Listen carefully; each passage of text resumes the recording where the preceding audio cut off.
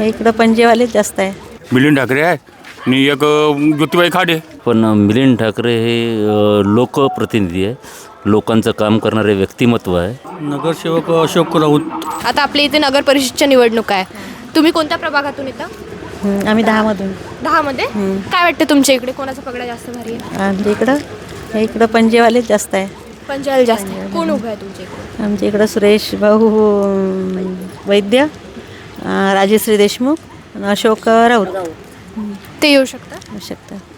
कामं झाले आहेत पाहिजे तशी इकडे? हो झालेलं. 10मध्ये 10मध्ये काय वाटते कोणाची हवा जास्त इकडे? या फुलाची फुलाचीच.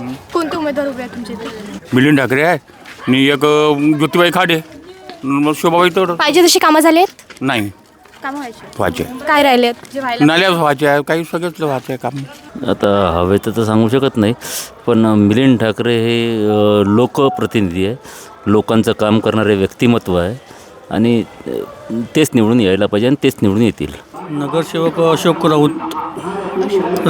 अशोक राऊत म्हणून आहे. अजून काही कामं राहिले आहेत? कामं तर भरपूर आहे, पण ते आता होईल पूर्ण. बीजेपीचं बरोबर. कामं झाली आहेत का पाहिजे तशी? हो. कोणते उमेदवार आहेत ते? मिलिंद ठाकरे, ज्योती खाडे.